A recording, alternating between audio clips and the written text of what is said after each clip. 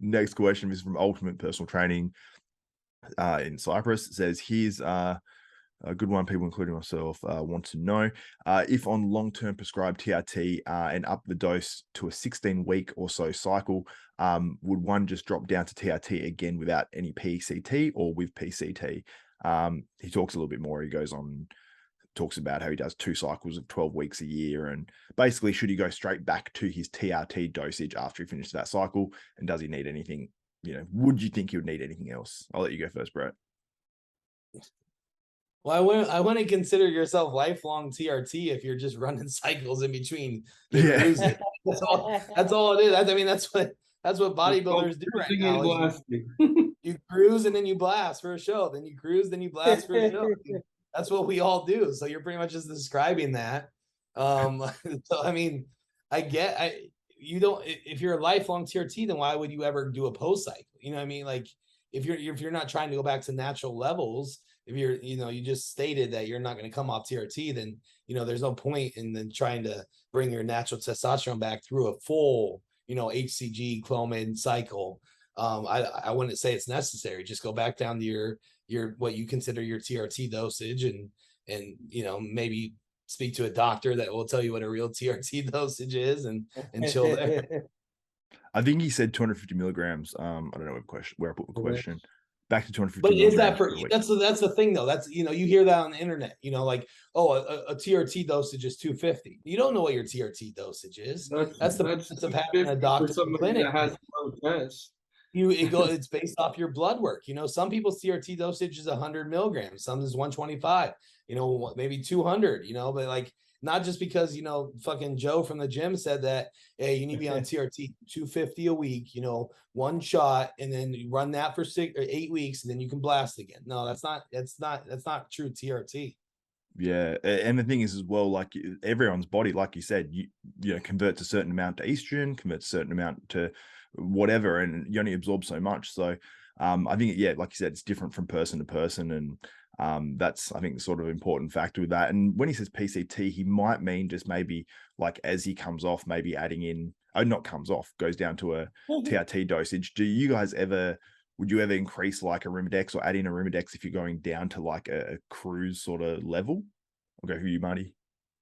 No, so I mean, realistically, you have to look at this from the standpoint of like what you're doing, right? So like the reason for a post-cycle therapy and the reason to up your anti-estrogens or take Novadex or take Clomid is to balance your hormone levels after coming off of testosterone, and you're not producing testosterone. So you're trying to drive that system back up, and you're trying to block the testosterone that was in your body that's converting to estrogen now, the exogenous testosterone.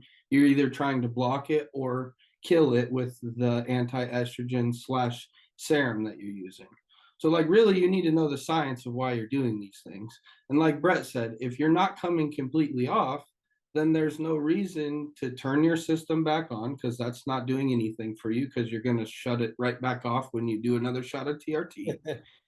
There's no reason really to take the Novadex, because you could take the Novadex if your nipples are sensitive, but the estrogen in your body is slowly going to convert and do what it needs to.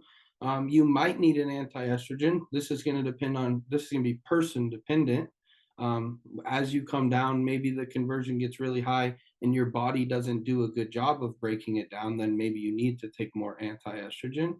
And last but not least, you take HCG again to turn the system back on.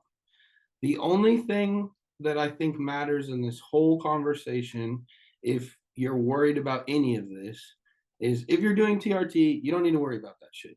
But if you are worried about fertility, then possibly you need to do HCG maybe like twice a year in there for a short period of time to try to get the system turned back on and make sure that the system is working.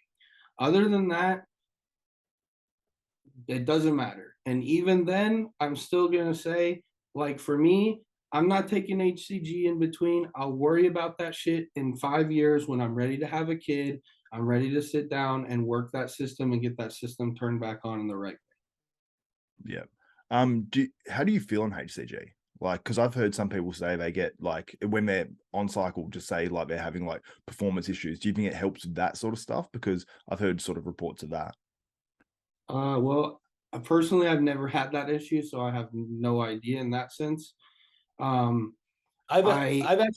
heard that so when you take HCG, so if you're doing it right and you come off of testosterone and replace it with HCG and Clomid, so if you're doing a full PCT cycle, the HCG actually keeps you from crashing. Am I getting those crazy Clomid side effects where lethargic, limp dick, everything. I'll believe that because when I came off this last time completely, I did Nova, Clomid, and HCG, and my HCG was fake. And I felt like fucking dog shit. Like, it was the worst fucking post-cycle I've ever had. The Clomid make me want to fucking jump off a bridge. I hate Clomid. So, I mean, I could see that maybe HCG would help with that.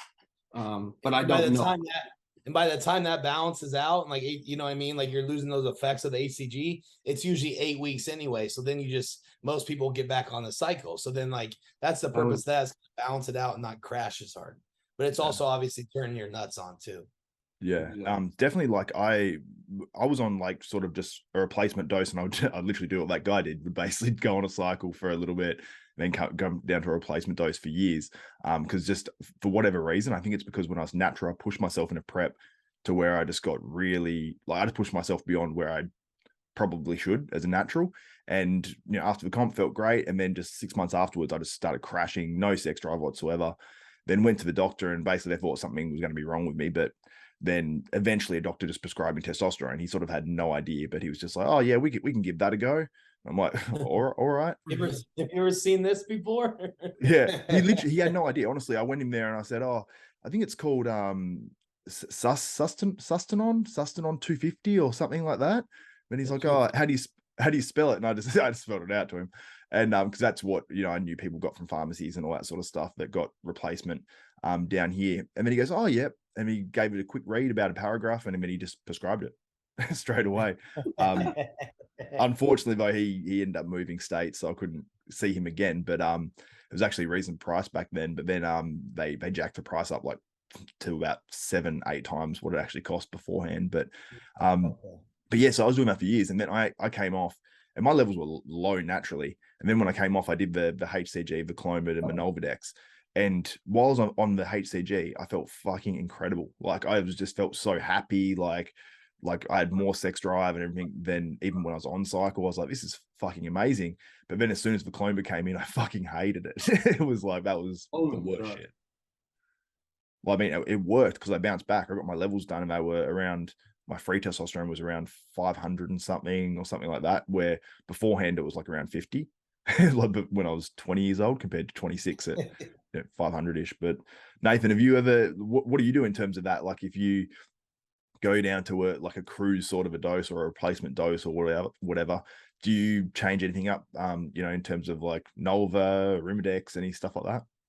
I don't cruise, bro. Just come off. Yeah? I couldn't be asked with all that shit.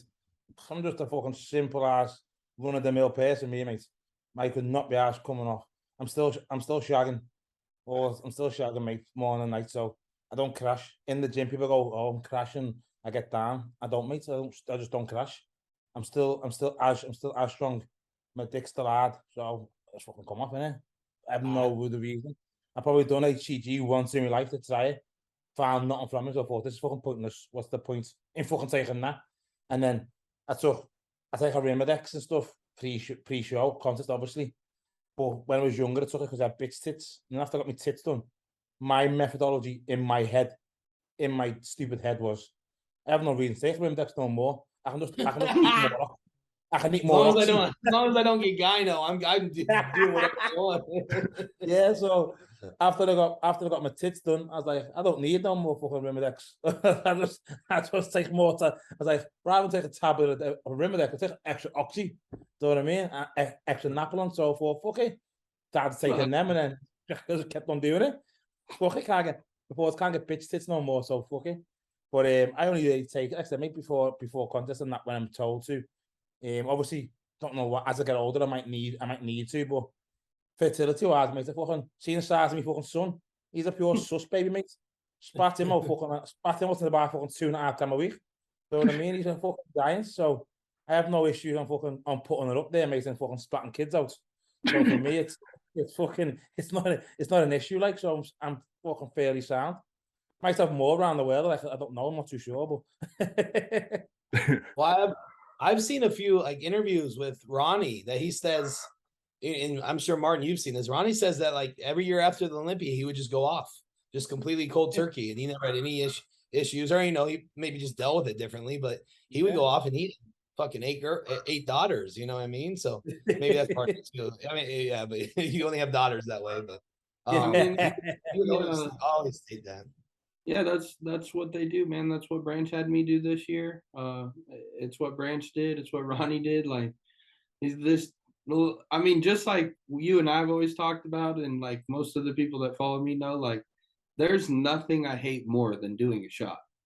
Like, that is the worst part of bodybuilding. No fucking question. I hate doing that. If I could get away with being a monster and not doing that, I totally would, 1000%. But it's part of the job. But so Ronnie felt the same way we did. The second it was done and he won the Olympia, fuck that. I ain't poking myself no more. For sure. And don't get me wrong, like, of course there's some kind of drop in performance if, like, say you're off, or you're like, and I'm not even talking about Cloma, just say you're off, you know what I mean? But a lot of this shit, like you said this earlier, Nathan, is when people are like, oh, I'm crashed right now, like I'm so weak, a lot of that shit's just excuses. You know what I mean? Yeah. Whenever you hear this at the gym, or hear this from guys, and like they'll do captions where it's like, oh, I'm off, so I'm very weak right now. It's like, no, like you're just telling yourself that, Now, I'm not saying you're gonna be hitting or something, but a lot of people use that as a crutch to just eliminate performance. Yeah, I think people stop eating. They're not as dedicated when they're off as well. So exactly. No, I mean, to put that in perspective, man, it's like this year, all the leg training sessions that you guys saw with Brian Dobson, 99% of those were 100% natty. Half of those, my testosterone level was at 80. So like that was just pure grit. Like a lot of those sessions, man. Yeah, there was some times that I felt like, yeah, my testosterone is low and they're fucking me up and this sucks ass. But you just keep going. You just keep going through it. Like that, Brett's absolutely right. Like half of that is just winning the mental battle. Like it's like you go from being a superhuman to you start feeling like a normal person again. You got to fight and be a superhuman all the time and just make it happen. But I think that there's a huge benefit to coming off completely. Like, I mean, we saw how much progress I made this off season. And like, if you looked at it from the standpoint of like drugs and stuff, I was on drugs half as long as I was last off season. Hope you enjoyed this short clip from our full episode of Bodybuilding University, and if you did enjoy it and you want to check out that full episode, it will be available within 24 hours of this short clip dropping, so it's probably available now to most of you guys watching this. So just head over to the Desktop Bodybuilding main channel page and you'll find the latest episodes of Bodybuilding University, plus a ton of old episodes as well you can check out.